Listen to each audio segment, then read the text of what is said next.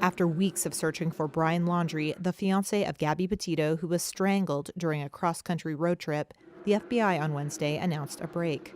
Earlier today, investigators found what appears to be human remains, along with personal items, such as a backpack and notebook belonging to Brian Laundrie.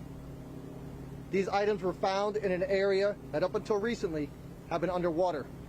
FBI agent Michael McPherson said it would take investigators several days to process the scene near the Carlton Reserve in Florida.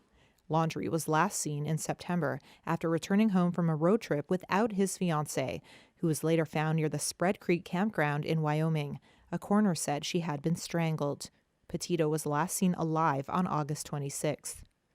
Petito and Laundrie, who lived with Laundrie's parents in Northport, Florida, embarked on their cross-country road trip in early July, documenting the trip on social media along the way. Grab my face, like this. Police in Utah released a video last month of an August encounter with Petito, tearfully describing a dispute she had with Laundrie, who was named a person of interest in her disappearance. He has not been charged in her death. To count one of the indictment, murder in the first degree of victim Luke Hoyer. How do you wish to plead? Guilty. Parkland shooter Nicholas Cruz pleaded guilty on Wednesday to the murder of 17 people and the attempted murder of 17 others in the 2018 massacre at Marjorie Stoneman Douglas High School in Florida, the deadliest shooting at a U.S. high school ever. Count 14, murder in the first degree of Kara Loughran. How do you wish to plead? Guilty. Standing hunched over, he entered one guilty plea at a time, 34 in all, as the judge read the names of his victims and the charges in a Fort Lauderdale courthouse. Count 17, murder in the first degree of Peter Wang. How do you wish to plead? Guilty. Cruz then removed his mask and in rambling remarks apologized. I am very sorry for what I did, and I have to live with it every day. And that if I were to get a second chance, I will do everything in my power to try to help others. But I have to live with this every day, and it brings me nightmares, and I can't live with myself sometimes. Cruz was a 19-year-old expelled student with a history of mental health and behavioral issues at the time of the rampage, when he used an AR-15 rifle that he legally purchased from a licensed gun dealer to terrorize his former classmates and teachers. The Valentine's Day shooting sparked a massive youth-led movement against gun violence across the U.S. As she was running down the hall, she was able to reach the door on the west side of the hallway. She was shot, and she died of her wounds. As a prosecutor read an account of the incident, which was described as cold, calculated, and premeditated, relatives and friends of the victims wiped tears from their eyes. The case now goes to the penalty phase.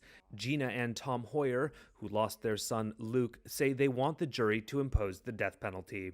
The person you saw in there today chose to take his life, and he does not deserve life in prison. Life in prison is a life, and he deserves nothing more than the death penalty.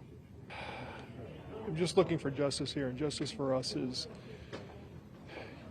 we want him dead, we want him forgotten. I don't ever want to hear this kid's name again after all this is over. In Florida, juries determine whether to impose a death sentence or life in prison. Jury selection for the penalty phase in the case is set to begin on January 4th. Separately, families of the victims have reportedly reached a $25 million settlement with the Broward County School District, resolving dozens of lawsuits filed by families against the district for negligence in the wake of the shooting. Netflix employees staged a walkout on Wednesday to protest comedian Dave Chappelle's new comedy special, which they say contains harmful language that ridicules transgender people. Many joined in support outside the company's Los Angeles headquarters. We have a 8-year-old boy who's trans. I think Dave Chappelle, a funny person, needs to understand a little bit more about the jokes he's making and how they can affect people. The controversy over his special The Closer, released October 5th, has been brewing for weeks. Netflix Chief Content Officer Ted Sarandos stoked further backlash with an October 11th staff memo in which he acknowledged Chappelle's provocative language, but said, quote, "We have a strong belief that content on screen doesn't translate to real-world harm." Sarandos, in an interview Tuesday with Variety, acknowledged he, quote, screwed up by not being more sensitive to employees who were hurt by his decision to keep the show on the platform.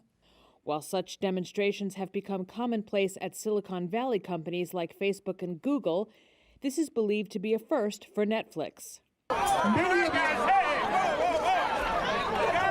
Things got a bit heated with some counter-protesters also on hand. I'm just trying to talk about free speech and how I like comedy. They really don't like that.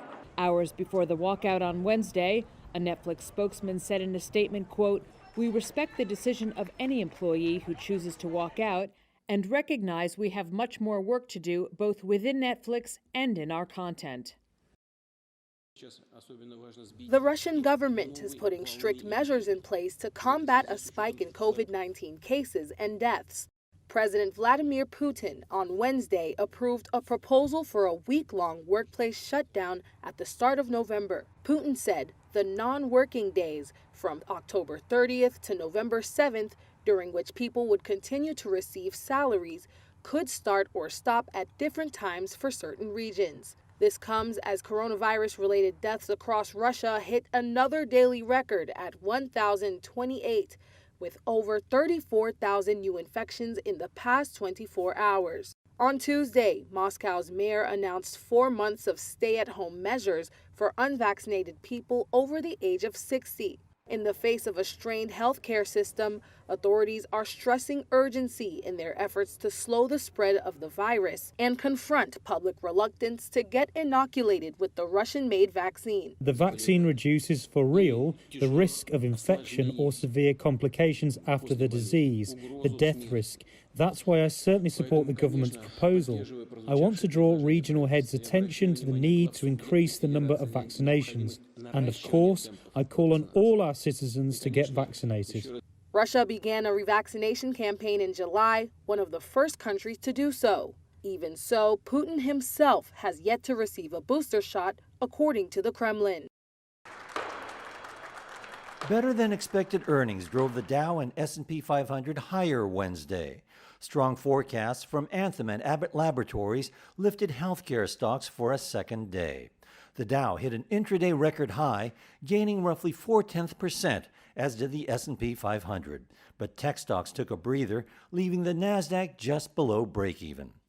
Washington Crossing Advisors senior portfolio manager Chad Morganlander said investors for now are brushing off concerns about rising materials prices and labor shortages. It's our belief that investors, in particular analysts, are penciling in that these cost pressures that you're seeing over the last several quarters will start to subside when you get into, say, the early parts of 2022. So this, they believe, is that famous word, transitory. Shares of PayPal fell and Pinterest jumped. Sources said the fintech company is offering $45 billion to buy the online scrapbook, a move that could allow PayPal to capture more e-commerce growth and diversify its income through ad revenue. Facebook's name could be getting a facelift. The Verge reported that the social networking giant plans to rebrand itself with a new group name. Shares inched higher. After the bell, shares of Tesla declined, even though quarterly revenue topped analysts' estimates. The electric car maker navigated through a global chip shortage to post record deliveries, but one analyst said that supply chain issues are still a worry.